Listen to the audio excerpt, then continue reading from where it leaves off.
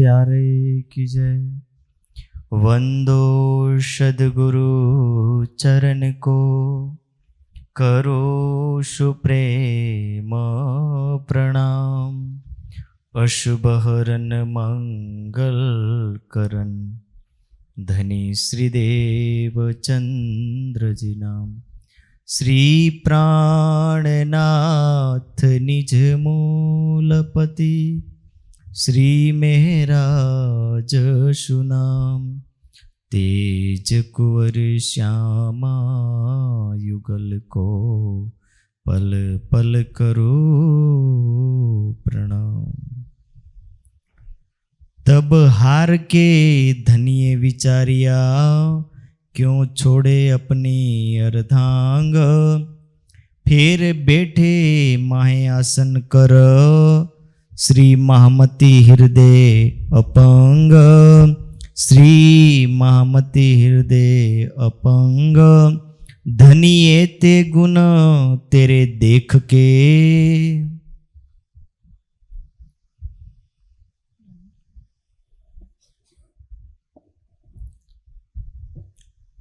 प्राणेश्वर अक्षरातीत ने इस प्रकरण में हमें एक बहुत बड़ी सिखावन दी है कि हमारी जीवन शैली कैसी होनी चाहिए। अक्षरातीत कभी हारते नहीं है। हारने का तात्पर्य क्या है? हार के धनिये बेचारिया, मैं क्यों छोड़ूं अपनी अथंग। हारने का असर क्या है?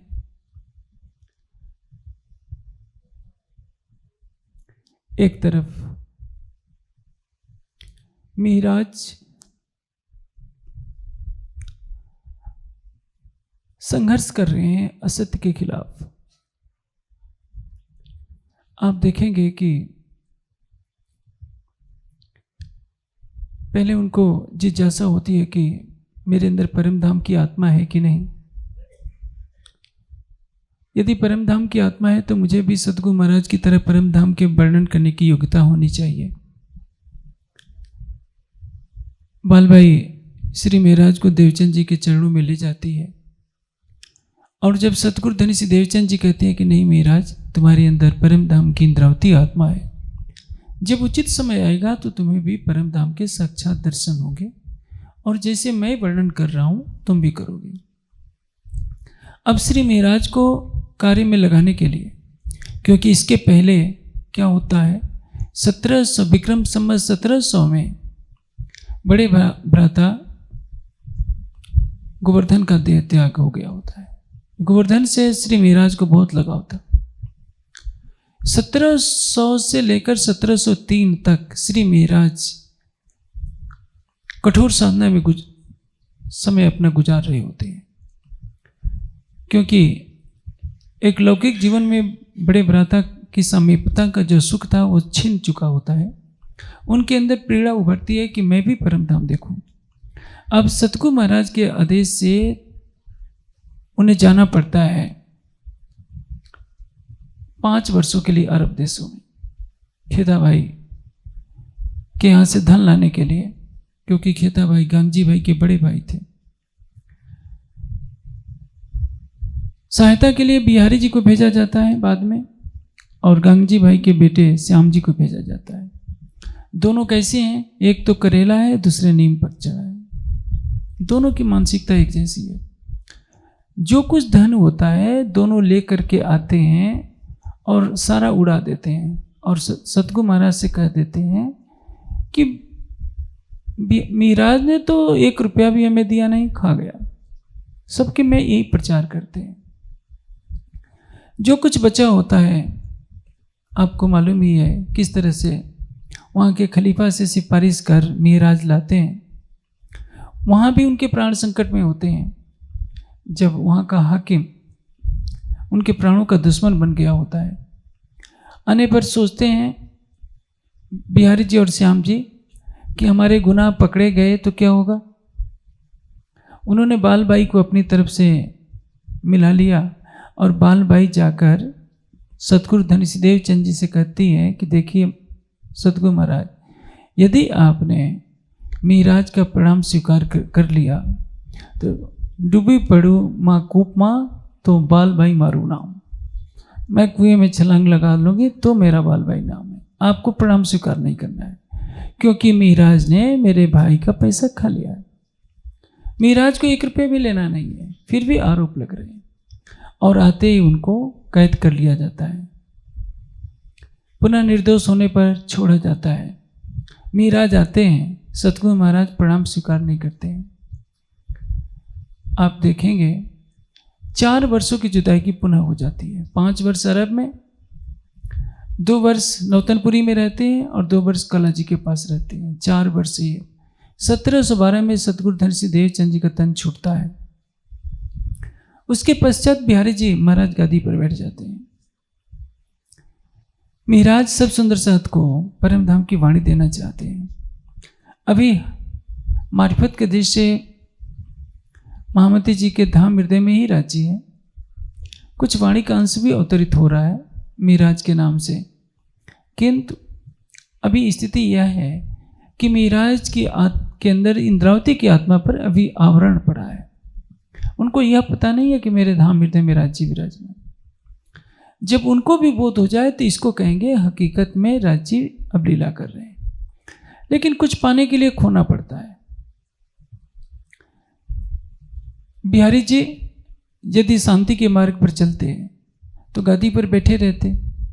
गुरुपुत्र होने से गादी का अधिकार तो मिल गया है, फिर भी उनको शांति नहीं, और उनकी कृपा चुगली के रूप में पड़ती है, जिसके कारण मिहिराज को पुनः हफ्से में जाना पड़ता है।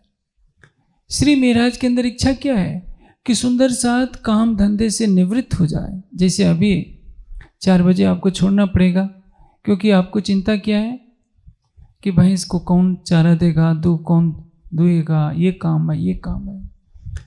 श्री मिहिराज के अंदर ये चाहना होती है कि सबको सारी झंझटों से मैं मुक्त कर दूं और दिन रात परम धाम की चर्चा सुनाऊं, सबको चितवनी कराऊं। सब सुंदर साथ को इकट्ठा किया है। देखिए, तीनों काम सत्य की राह पर चलकर उन्होंने किए थे। अरब में गए सतगुरु महाराज के आदेश पर। उस धन से 1 रुपया भी उनका कोई संबंध नहीं था। सारे कष्ट चले आते हैं, प्रणाम स्वीकार नहीं होता है तो भी सब सहन करते हैं। सतगुरु महाराज एक ही पुरी में बैठे हैं, लेकिन न वो बुला रहे हैं न मिहिराज जा रहे हैं, और पुनः दिन रात परिश्रम करके सब सुंदर साथ को परम धाम का ज्ञान देना चाहते हैं। इस पर भी बदले में क्या मिलता है? कारागार, और वो भी नजरबंदी की हालत में। श्यामल जी भी हैं और छोटा भाई उद्धव भी है। तीनों भाइयों को नजरबंद कर दिया जाता है कि तुमने राज दरबार का पैसा हड़पा है। अब ये पीड़ा है एक तरफ से। एक तरफ मिहिराज सत्य पर चलने के लिए संघर्ष कर रहे हैं असत्य से। उनके हृदय में सत्य है, वाणी में सत्य है, आचरण में सत्य है। दूसरी तरफ एक झूठा संसार है, बिहारी जी के रूप में, बाल भाई के रूप में, श्याम जी के रूप में, जो मिहिराज को कदम कदम पर दुखी कर रहा है। अब यह दुख यदि विवेक के साथ हो, दुख तो सभी के जीवन में आते हैं, लेकिन उन दोनों दुखों से जो विवेक ग्रहण कर लेता है वही समझदार होता है। ठोकर सभी के जीवन में लगती है। हर व्यक्ति के जीवन में एक पल आता है जब उसका मन संसार से उचट गया होता है, लेकिन पुनः माया का आकर्षण उसको खींच ले जाता है माया के दलदल में, और एक बार जो दलदल में फंस जाता है तो उस दलदल से निकालना कठिन हो जाता है। मिहिराज जिस तन में परम धाम की इंद्रावती की आत्मा है, उस तन में अक्षरातीत को विराजमान होकर लीला करनी है, तो नींव भी तो उसी तरह से रखी जाएगी। अब हफ्से में जाना पड़ता है श्री मिहिराज को। विरह के आंसुओं से अपने को भिगो डालते हैं। शरीर हड्डियों का ढांचा बनता है। स्थिति यह आती है कि जब आह भी सुखी अंग में, श्वास भी छोड़ी हुई संग, तो ऐसा क्या होता है? एक कहावत कही जाती है, पारंपरिक रूप से लोक परंपरा है, कि सृष्टि का पालन करते हैं नारायण। यदि कोई व्यक्ति सृष्टि में भूखा है तो कहा जाता है कि भगवान भी भोजन नहीं करते। यदि सृष्टि में कोई दुखी है तो भगवान का भी सिंहासन हिलने लगता है। कोई भक्त पुकारता है, ये तो मैं संसार वालों की बात कह रहा हूँ, परम धाम की बात नहीं कह रहा हूँ। पौराणिकों ने बहुत अच्छा उदाहरण दिया है ग्रह और गज का। ग्रह और गज का। मगरमच्छ गजराज के पैर पकड़ लेता है, उसको बचाने के लिए विष्णु भगवान अपने वाहन गरुड़ को भूल जाते हैं और आकर के उसकी रक्षा करते हैं। यदि पौराणिकों की इतनी आस्था है कि भगवान हर पल हमारे साथ हैं, किंतु हम सुंदर साथ के लिए तो वाणी कहती है कि हमारे राज्य वैकुंठ में नहीं है, परम धाम में कहलाने के लिए हैं, लेकिन वे तो हमारे प्राण की नली से निकट है। इतना होने के बाद भी हमको वह अटूट विश्वास क्यों नहीं होता? इन घटनाओं से राज्य हमें क्या दिखाना चाह रहे हैं? श्री मोहम्मद कहे मोमिनो, तुम पर दमदम जो बरतत, सो सब इसका हक का पल पल मेहर करत। राज्य हर सुंदर साथ के ऊपर पल पल अपनी कृपा की वर्षा कर रहे हैं। एक बात हमारे समाज में बहुत प्रचलित हो गई है कि मैं इस राज्य के हुक्म से कह रहा हूं। हुक्म से कहने में, हुक्म से करने में और कृपा से कहने और करने में बहुत अंतर होता है। साहेब के हुक्म में ए बानी गावत है महामत। हुक्म राज्य के दिल की इच्छा से यह सत्य है कि राज्य के दिल की इच्छा को ही हुक्म कहते हैं और उनके हुक्म से ही सब कुछ होता है। लेकिन जब हम अपनी विशिष्टता को जाहिर करना चाहते हैं कि मेरे ऊपर राज्य का हुक्म है कि तुम चर्चा करो, तो हम जो कुछ कर रहे हैं राज्य के हुक्म से कर रहे हैं, तो इससे संकेत ये भी होता है कि राज्य हमारे अंदर बैठे। कहना क्या चाहिए? राज्य की कृपा से हम कह रहे हैं। इसलिए समान रूप से देखने में तो कुछ अंतर नहीं लगता, किंतु कृपा से कहने का तात्पर्य क्या है? उनकी कृपा दृष्टि से हमारे अंदर ये क्षमता आई है कि अब हम कह रहे हैं या अमुक कार्य हम कर रहे हैं। लेकिन जब कहते हैं कि राज्य के हुक्म से मैं कह रहा हूँ, तो इसका तात्पर्य यह है कि औरों की अपेक्षा मेरे ऊपर विशेष कृपा है और मैं कुछ दूसरों से अलग हूँ। इसलिए कभी भी सुंदर साथ को यह नहीं कहना चाहिए कि राज्य का हुक्म है कि मैं ये करूँ। ऐसे कहने में अधिक दोष नहीं है, लेकिन एक परंपरा जो चलती जा रही है कि मेरे ऊपर हुक्म है, तो क्या वह हुक्म सब पर नहीं है? मेहर सब पर महबूब की पर पावे करनी माफक। राज्य सबके लिए बराबर है। अब देखिए हफ्से में क्या होता है। मिराज का हृदय संसार से टूट गया होता है। तब हार के धनिये विचारिया, मैं क्यों छोड़ू अपनी अर्धंग, फिर बैठे माहे आसन कर, महामती हृदय अपंग।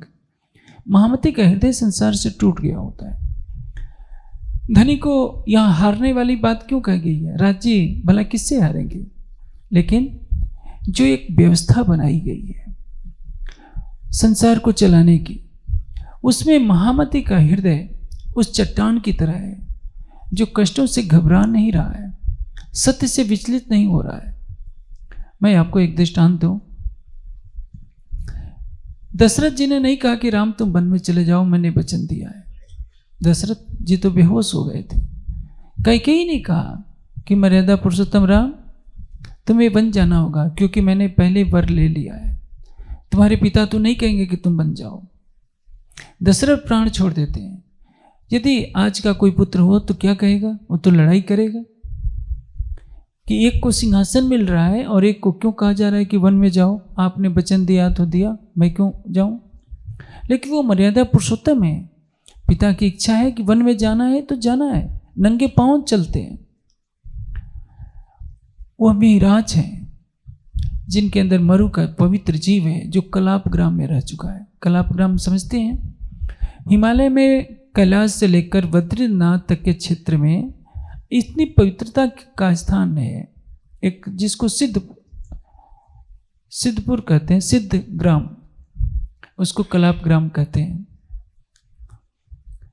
उसमें प्राय सूक्ष्म शरीरधारी योगियों का निवास माना जाता है। सामान्य प्राणी वहां जा नहीं पाते। उसी कलाप ग्राम में मरु और देवापी दोनों ने कठोर तप किया था। हिमालय के महान योगी के रूप में उनका जीव पहले से है।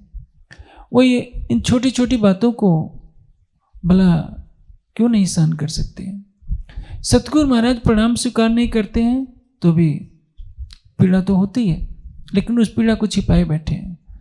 सतगुरु महाराज से कोई मन में कड़वाहट नहीं, पीड़ा है कि कम से कम सतगुरु महाराज को तो मेरे ऊपर विश्वास करना चाहिए कि मैंने पैसा नहीं खाया है। गए थे किसके लिए? सतगुरु महाराज के आदेश पर। यदि हम और आप होते तो क्या कहते कि सतगुरु महाराज आप प्रणाम स्वीकार नहीं कर रहे हैं, बिहारी जी को बुलाइए, मैंने उनको पैसा दिया था, क्या प्रमाण है कि मैंने पैसा खाया है? लेकिन वो चुप सहन करते हैं, कुछ नहीं बोल रहे हैं, नियत को अपना कार्य करने दे रहे हैं। यही महानता होती है। सबसे बड़ा अस्त्र क्या है? सहनशीलता। लेकिन सहनशीलता का अर्थ ये नहीं जैसे कि ये देश 1000 वर्षों तक गुलाम बना रहा और सोचा कि हमारी नीयत ही ऐसी है, ऐसा नहीं है। मैं आपको एक दृष्टांत देता हूँ। वैसे इस आध्यात्मिक चर्चा में लौकिक दृष्टांत अच्छा नहीं है, लेकिन प्रसंग है, वो कहना पड़ रहा है। सहनशीलता कैसी होनी चाहिए? जब रॉबर्ट क्लाइव ने धोखे से बंगाल के नवाब सिराजुद्दौला को मरवा दिया और बंगाल असम पर कब्जा कर लिया, तो उस समय अंग्रेजों के पास केवल 500 सैनिक थे अंग्रेज। उनके स्वागत में बंगाल के 50,000 हिंदुस्तानी फूल फेंक रहे थे। वो 50,000 हिंदुस्तानी क्या सोचते थे? अरे हमें क्या लेना देना, कोई भी राजा बने, हम तो प्रजा हैं। यदि वो 50,000 हिंदुस्तानियों में स्वाभिमान होता, एक एक पत्थर मारते तो 500 अंग्रेज भाग जाते। तो ऐसी सहनशीलता नहीं है, वो पाप है। गुलाम बने रहना पाप है। सहनशीलता का अर्थ क्या है? धर्म के मार्ग पर चलते हुए हमारे समकक्ष कोई महान व्यक्तित्व है, सतगुरु हैं, बिहारी जी भी तो गुरुपुत्र हैं। कुछ अन्याय हो रहा है तो हम विवाद न खड़ा करें, उसको शालीनता पूर्वक सहन करें कि जो सत्य का सूर्य है वह हर पल हमें देख रहा है। हमारा प्राणेश्वर हमारे प्राण की नली से भी निकट है, हर पल हमें देख रहा है। और मिहराज यही करते हैं। लेकिन हृदय में जो पीड़ा है, जो पहले चिंगारी थी, अब हफ्से में जाते ही ज्वालामुखी बन जाती है। क्योंकि धन एकत्रित किया था अपने परिश्रम से, अपने वेतन से इकट्ठा किया था मिहराज ने। किसी का 1 रुपया भी लिया नहीं था, उल्टे अभी लेना था राजघराने से। लेकिन कहावत कही जाती है, पंजाबी में कहावत है, चुगलखोर ने कितना कहना। चुगलखोर को कितना भी कहिए कि मत कहना तो कहेगा जरूर, क्योंकि जब तक वो चुगली नहीं करेगा उसका भोजन कहाँ से पचना है। और बिहारी जी ने चुगली कराई, परिणाम क्या हुआ? मिहराज को कारागार में जाना पड़ता है। ऐसी स्थिति क्यों की गई? हम सोचते हैं कि हम पर दुख आता है तो राज्य हमारे ऊपर मेहरबान नहीं है। कीर्तन में एक प्रकरण ही उतरा है, दुख रे प्यारे मेरे प्राण को, सो में छोड़ियो क्यों कर जाए, जो मैं लियो है बुलाए। मुझे प्राणों से भी अधिक दुख प्यारा है। यदि राज्य ने हमें अपनी छत्र छाया में ले रखा है, हमारे प्राण की नली से निकट है, तो निश्चिंत रहिए। ये दुख सुख को स्वाद देसी, पर तो भी तुम्हें दुख न देऊं। जो राज्य कहते हैं कि दुख न देव फूल पाखड़ी देखो शीतल नैन, वो राज्य कभी हमें दुख नहीं देंगे। धनी न देवे दुख तिल जीता, जो देखिए बचन बिचारी जी, दुख अपन को जो होते हैं सो माया करते बारी जी। हम माया में थोड़ा सा दुख मिलता है तो क्या करने लगते हैं? सबको मालूम है, पूजा पाठ पारायण। किसके लिए? माया के दुख से निवृत्त होने के लिए। लाभ नहीं उठा पाते हैं। हम राज्य से प्रेम नहीं करते हैं, व्यापार करते हैं। अब मिहराज को भी दुख मिल रहा है, लेकिन दुख में वो अपने प्राणेश्वर को पुकारते हैं कि मेरे आराध्य, तू मेरा सर्वस्व है, मेरा प्राण जीवन है, प्राण वल्लभ है। मैं इंद्रावती की आत्मा इस हफ्से में पुकार रही हूं, तुमको मेरे सामने आना ही पड़ेगा। और वही होता है। मूल स्वरूप ने ऐसी लीला रची है कि मिहराज के हृदय संसार से टूटे। पहले भाई का वियोग, उसके पश्चात सतगुरु महाराज के आदेश से जाते हैं।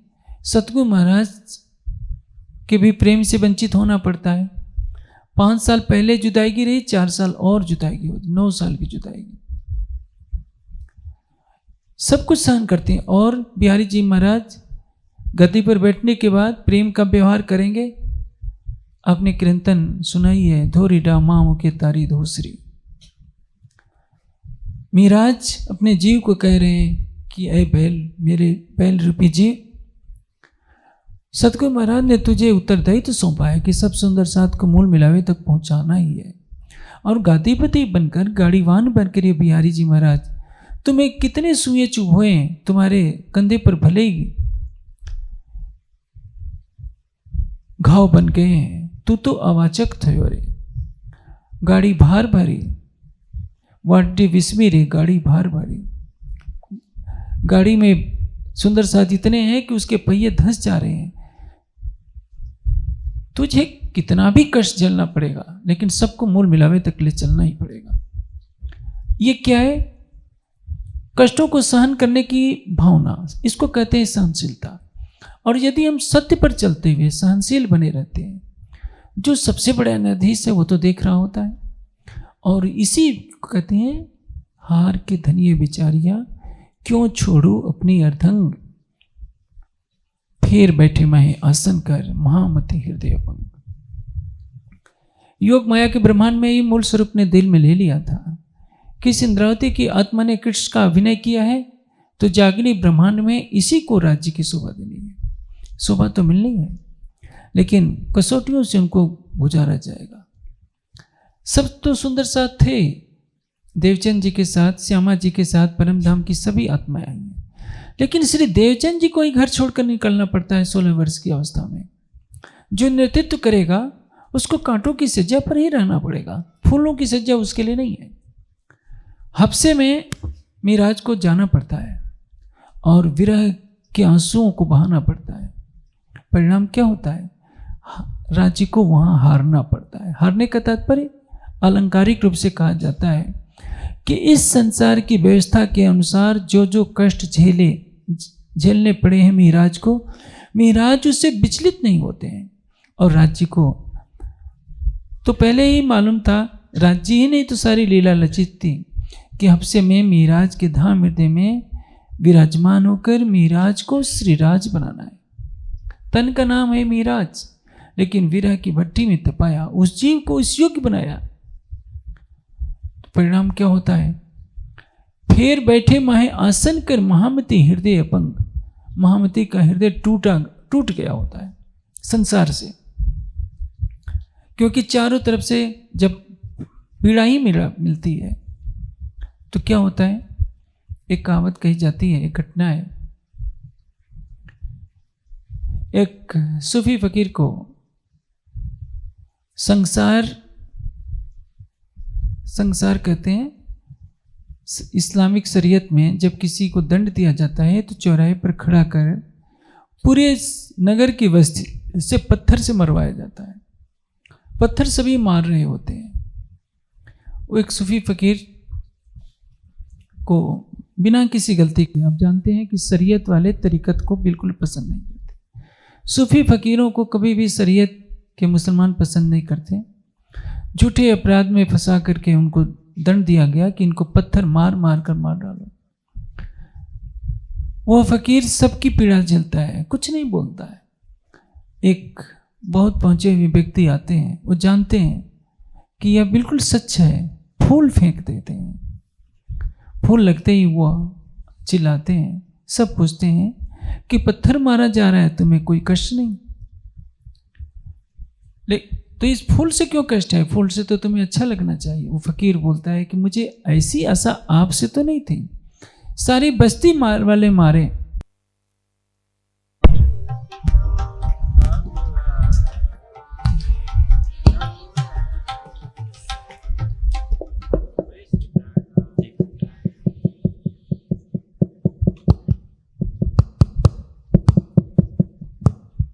हेलो हेलो, बोलो श्री प्राणनाथ प्यारे की जय। क्यों भई हृदय की अंध?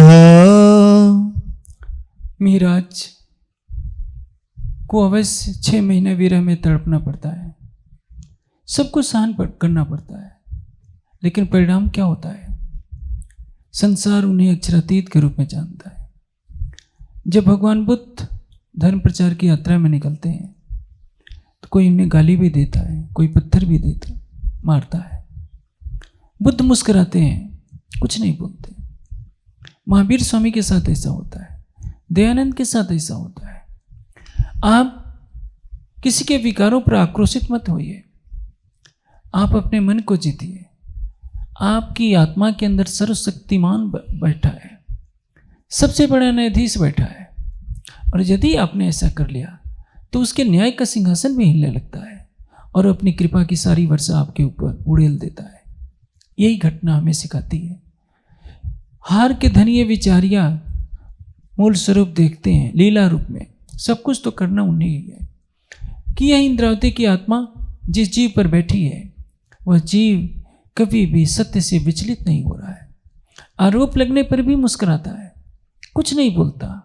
यदि हमसे में आकर के यदि मुझे पुकार रहा है और उस तन में मेरी परमधाम की इंद्रावती आत्मा है जिस तन से लीला करनी है, तो यह तो मैंने नाटक की लीला रची केवल मिराज को उस कसौटी पर खरा सिद्ध करने के लिए, और मुझे उस तन से मैं अब विराजमान होकर प्रत्यक्ष रूप से लीला करनी पड़ेगी। अब तो मैं अप्रत्यक्ष था, मिराज पर भी आवरण डाल रहा था।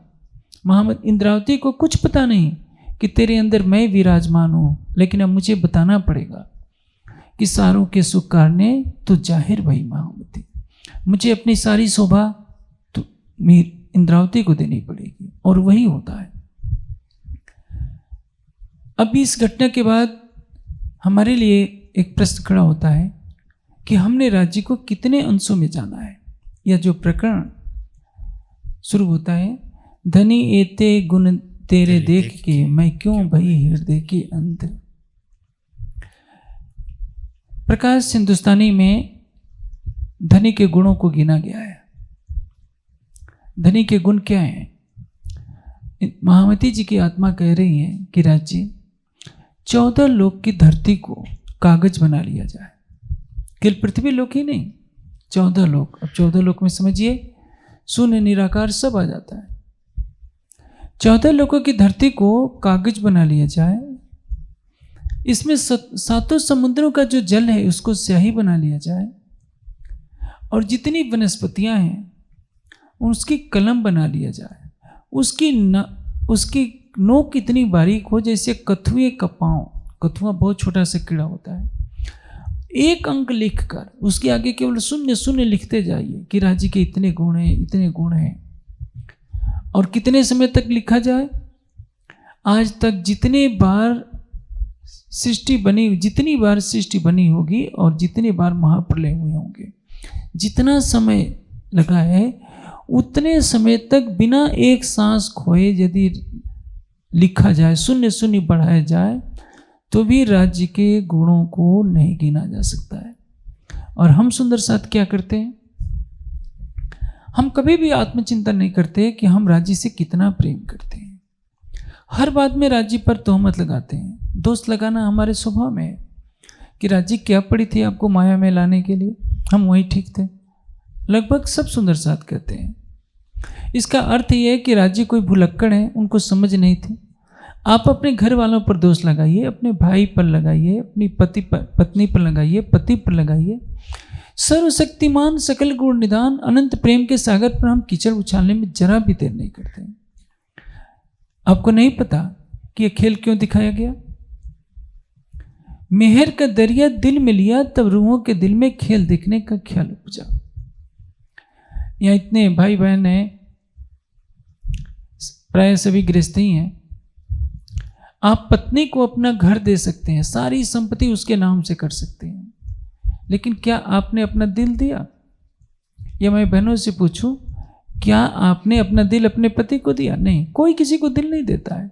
उतना ही बात बताता है जितना जरूरी है। मजबूरी है इस संसार में। सारा कुछ बता देंगे तो संसार आपको चौराहे पर नंगा भी करेगा। कहने का तात्पर्य क्या है? राज्य ने सोचा कि परमधाम की आत्माएं मुझे रिझाती हैं। सच तो यह है कि राज्य ही किसी न किसी रूप में रिझाते हैं, आशिक वही है। अब अपने दिल में पूरी तरह से लुटा दो, इनको पूरे भेद बता दो कि हम और तुम दो नहीं हो। ये राज्य ने कितनी बड़ी कृपा की है, हमको ये पता ही नहीं है। सुख हक इश्क के जिनको नहीं सुमार, सो देखन की ठोर इत है जो रो सो करो विचार। यदि हमने अपनी आत्मिक दृष्टि से देखें तो राज्य के सुखों को देखने के लिए कालमय का ब्रह्मांड बना है, ये खेल बना है। इस खेल में हर पल कुछ भी हो रहा है। आप ये समझिए कि यदि आपको दुख भोगना पड़ रहा है, उसमें भी राज्य की लीला समझिए। हो सकता है लालदास जी के साथ क्या हुआ, लालदास जी भी चाहते तो भैरव सेठ को सेवा नहीं करने देते, लेकिन उनके भाग्य में धन की सेवा नहीं लिखी थी। भैरव सेठ ने सब सुंदर साथ को छुड़ाया, लालदास जी वहीं पड़े रहे, लेकिन लालदास जी को तो निकालना है। श्री जी उधर सूरत में पहुंच जाते हैं तो भी लालदास जी जागने तो करते हैं, लेकिन घर नहीं छूट रहा है। लेकिन लालदास जी को तो छाया की तरह रहना होगा, इसलिए एक दिन नहीं लगा कंगाल पति हो गए। कभी अरबोपति थे, न जाने कितने जहाजों से उनका विदेश से व्यापार चल रहा। एक ही रात में गोदाम भी जल जाता है और सारे जहाज भी डूब जाते हैं। देनदारों को उनके पास कुछ नहीं बचा, घर के सारे गहने गिरवी रखने के बाद भी कुछ नहीं बचता है। तो उनसे मुंह छिपाने के लिए लालदास संग चले खाली लेकर हाथ, कुछ नहीं बचता है। तो लालदास पर कृपा हुई कि सेठ लक्ष्मण दास से उनको लालदास बनाया गया। महाराज पर कृपा होती है कि उनको हफ्से में जाना पड़ता है। सतगुरु महाराज का प्रणाम स्वीकार न करना भी एक पीड़ा है। सबसे बड़ी पीड़ा क्या है कि यदि बिहारी जी गलत कहते हैं, महाराज को कोई पीड़ा नहीं, वो जानते हैं कि बिहारी जी का दिल कैसा है। श्याम जी कहते हैं कि महाराज चोर हैं, कोई पीड़ा नहीं। बालबाई आरोप लगाती है तो कोई पीड़ा नहीं। किंतु यदि सतगुरु महाराज के मन में आ गया कि महाराज सचमुच चोर है, तो ये सहन नहीं था महाराज के लिए। इसके बावजूद भी 4 वर्षों तक मिलन न हो सके, ये पीड़ा बढ़ती जाती है। जो चिंगारी थी वो दहकती हुई ज्वाला का रूप लेती है और विरह की ज्वाला फूट पड़ती है। समय की हवा से वो और प्रज्वलित होती है। परिणाम क्या होता है, साक्षात अक्षरातीत को हमें आना पड़ता है, प्रत्यक्ष दीदार देना पड़ता है। फिर बैठे माहे आसन कर महामती हृदय पंग। हमें भी ये सिखापन लेनी होगी कि जीवन में ऐसी कितनी भी घड़ियां आए, हम सहन करने के लिए तैयार हों और एक राज्य पर अटूट विश्वास रखें कि हम एक कदम प्रेम के लिए बढ़ाते हैं तो राज्य के 1000 कदम प्रेम के लिए बढ़ते हैं। हम क्या करते हैं, राज्य को 5 चौपाई पढ़ लेते हैं, तारतम का पाठ कर लेते हैं, आंखें बंद करके 1 घंटा ध्यान कर लेते हैं। मैं समझता हूं 80% सुंदर साथ तो आधे घंटे भी नहीं करता होगा। जो करते हैं 20% में, वो भी आधा घंटा, 1 घंटे वाले और कम होंगे, 2 घंटे वाले और कम होंगे, 3 या 4 घंटे वाले तो -1% में होंगे, 1% से ज़्यादा नहीं होंगे। और राज्य 1638 से लेकर आज तक एकटक आपके मूल तनों को देख रहे हैं। हम उनके प्रेम की बराबरी क्या कर सकते हैं? वो प्रेम के सागर हैं। हम इस माया के संसार में प्रत्युत्तर के रूप में एक बूंद भी उन पर समर्पित नहीं कर पा रहे हैं।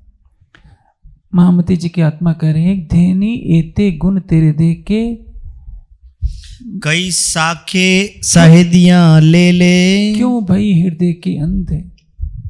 हम राज्य के गुणों की पहचान नहीं कर पा रहे हैं, इसलिए हृदय के अंधे बने रहते हैं। हृदय का अंधा होना कौन होता है?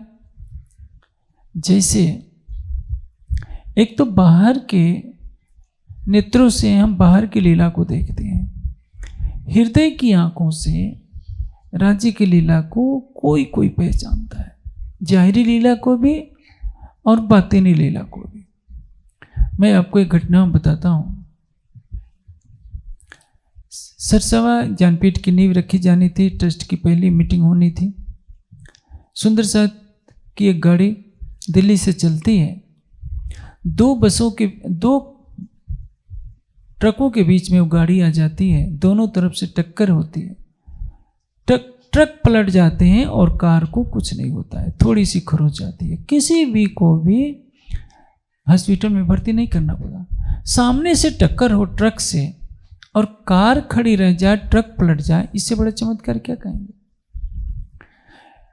सुंदर साहब को कुछ दिन तक याद रही वो बात कि राज्य की लीला है, राज्य की लीला है, लेकिन फिर सबने भुला दिया होगा।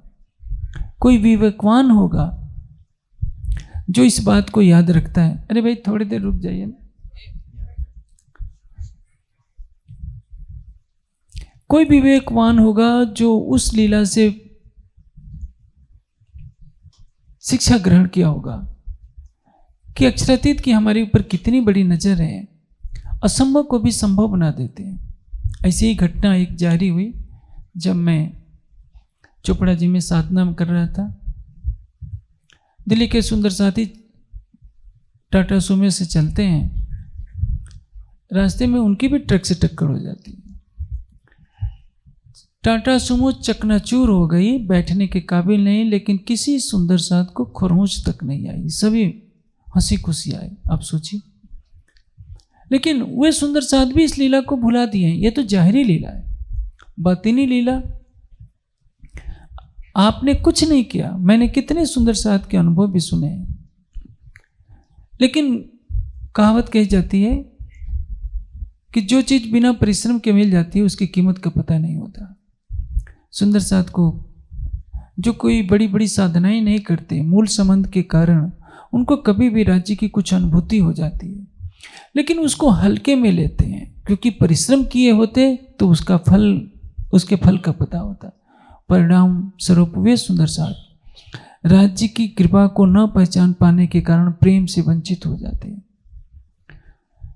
ऐसे ही हम सुंदर साथ हैं, क्योंकि उनके हृदय में नेत्र नहीं होते।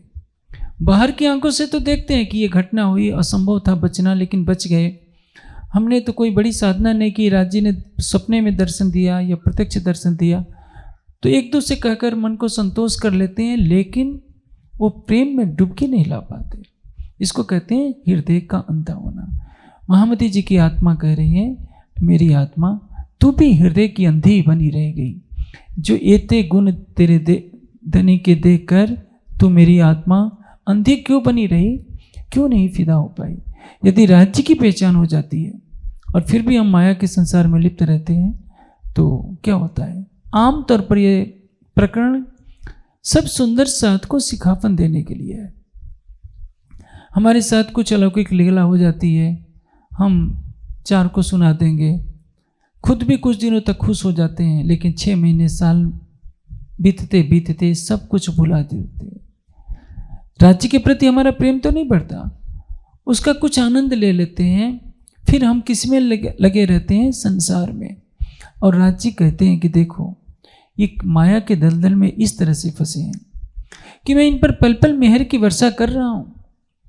एक गुण जो याद आवे तो तभी उड़े अरवा। राज्य के क्या देख रहे हैं कि मैं इन पर कितनी भी मेहर लुटा दूं, इनको मेरे से प्रेम नहीं है। इनका प्रेम किस पर है, संसार पर है। आप ये सोचेंगे कि मैं कह रहा हूं कि सबको घर छुड़ा दूं, मैं सबको घर छोड़ने के लिए नहीं कह रहा हूं, लेकिन आप घर में रहकर तो राज्य को याद कीजिए। जैसे आपने अभी शर्त तो रखी है ना कि 4 बजे के बाद हमें काम पर जाना है, आप काम को थोड़ा भी नुकसान होने देने के लिए तैयार नहीं है। एक दिन के लिए साल भर तो काम होता है। मैं पूरे गुजरात की बात कह रहा हूँ भाई, हम भी तो 1000 किलोमीटर से चल कर आए हैं। साधना का समय बर्बाद करके मैं भी जागने के लिए 100 दिन का समय निकाल रहा हूँ, लेकिन गुजरात का सुंदर साथ सोचता है कि 1 घंटे हमारी बर्बाद नहीं होना चाहिए। तय किया गया था कि 5-6 बजे से चर्चा होगी, 11 बजे तक 5 घंटे होगी। सबने कहा कि नहीं, वो तो हमारे खाने पीने का समय होता है, आपका कार्यक्रम हो चाहे ना हो उस समय हम नहीं आएंगे। ज्ञान सुनाओ, उसमें भी शर्त आप रखते हैं। वैसे ही राज्य आपको सब कुछ दे रहे हैं, राज्य के सामने आप भी शर्त रखते हैं कि राज्य हम आपको पाठ करते हैं, सेवा पूजा करते हैं, मेहर सागर का पाठ करते हैं, आप हमारे लिए कुछ नहीं करते। ऐसा क्यों कहते हैं? क्योंकि ये प्रकरण हमें सिखा रहा है, धनी एते गुण तेरे देख के मैं क्यों भई हृदय के अंदर। हमारे हृदय की आंखें नहीं हैं, वो बंद है, इसलिए राज्य अपने हृदय का सारा प्रेम लुटा देंगे, फिर भी हम क्या कहेंगे कि राज्य से ज़्यादा प्रेम तो हमारी पत्नी करती है, हमारे बच्चे करते हैं, क्योंकि ये हमारे हैं। और राज्य क्या है? पराये हैं। पराये इसलिए दिखाई तो देते नहीं, तारतम्य मिल गया है, हमारे ऊपर थोप दिया गया कि राज्य को मानो। हर पल जो हमारी पत्नी साथ रहती है, पत्नी सोचती है कि मेरा पति ही तो सर्वस्व है, वो हमारे लिए धन कमा कर लाता है, राज्य क्या देते हैं? स्वाभाविक है। हर सुंदर साथ, जो महिला सुंदर साथ है, राज्य से ज़्यादा अपने पति से प्रेम करती है, और सुंदर साथ जो पुरुष हैं, राज्य से ज़्यादा अपनी पत्नी से प्रेम करते हैं। कड़वा सच है, कोई स्वीकारे या न स्वीकारे। जिस दिन राज्य हमारे लिए प्रिय हो जाएंगे, उस दिन हमें हर पल एहसास होगा कि राज्य की नजरों से हम कभी भी अलग नहीं हैं। कई साखे साहिदियां ले ले, कई साखे साहिदियां ले ले, मुझे अनेक साक्षी मिली। महामती जी की आत्मा कह रही है कि मैंने तरह तरह की साक्षियां देखी हैं कि राज्य तो भी धनी हर पल मेरे साथ एक पांव पर खड़े रहे हैं। जब 12 सुंदर साथ को श्री जी ने पत्र लिखा तो क्या कहा कि तुम चिंतित न होना, मैं तुम्हारे साथ हर पल खड़ा हूं। अब देखिए, दक्षिण भारत में जब श्री जी मंदसौर औरंगाबाद की तरफ हो रहे होते हैं, वहाँ औरंगजेब की सेना का वो डेरा लगा हुआ है। लालदास जी को भेजते हैं श्री जी। काजी सिख इस्लाम भी आया हुआ होता है। काजी के मन में पाप आ जाता है और वो चाहता है कि लालदास जी की हत्या करवा दो। राज्य आंतरिक रूप से कृपा करते हैं और लालदास जी को प्रेरणा देते हैं जिब्रील के द्वारा कि लालदास पानी भी नहीं पीना, तुरंत वहां से चल दो। गरीबदास जी को नागपुर बोड़िए में, शाहजहांपुर बोड़िए में साक्षात मलकुल मौत झलू पिया, जिस काल को टाला नहीं जा सकता, श्री जी ने उसके नेत्रों में देखा और काल को भी पीछे हटा दिया। अनंत ब्रह्मांड जिसके सतंग से लय को प्राप्त होते हैं, वह अक्षरातीत हमारे साथ पल पल है। हक नजीक से हरक से आड़ू पटना द्वार, खोली आंखें समझ की देखती न देखी बरदार। हम बाहर की आंखों से देखते रहते हैं, इससे पहचान नहीं कर पाते। जिस दिन हमारे अंदर की आंखें खुल जाएंगी, हम जान जाएंगे कि हमारा प्राणेश्वर हमसे अनंत गुना प्रेम करता है। वह हर पल हमारे साथ है। संसार का कोई भी संबंधी उतना हमारे निकट नहीं जितना कि वह है। सब कुछ हम पढ़ते हैं, सुनते हैं, तरह तरह की हमें साक्षी भी मिल जाती है, फिर भी हमारा कठोर हृदय संसार में ही फंसे रहता है। यह पूरा प्रकरण इसी बात पर आधारित है कि राज्य किस प्रकार हमसे प्रेम करते हैं। याही में रही फंद, मेरी आत्मा, तुझे अनेक तरह की साक्षियां मिली, लेकिन तू इसी फंद में फंसी रह गई। तुमने अपने आराध्य की, अपने सर्वेश्वर की, अपने प्राणेश्वर की, अपने हृदयेश्वर की प्रेममय लीला को नहीं समझा। निस्बत के संबंध को उन्होंने निभाया है, हम तो कुछ नहीं निभाया। जो पीछे दोस्ती करो तो भी मेरे सच्चे यार, राज्य क्या कह रहे हैं? मैंने मूल संबंध के कारण तो तुम्हें माया से निकाला है, परम धाम की वाणी दी है, और तुम इस पर थोड़ा सा चल दो, कुछ समय निकाल लो संसार के कार्यों से कि मुझे दिल में कुछ मिनटों के लिए भी बसा लो। तो राज्य कहते हैं तो भी मेरे सच्चे यार, तुम परम धाम की सच्ची ब्रह्मात्मा हो। लेकिन हम सुंदर साथ क्या करते हैं कि अरे काम का बोझ है, अभी कर लेते हैं, बाद में चितवनी कर लेंगे, बाद में वाणी पढ़ लेंगे, अभी क्या बिगड़ा जा रहा है।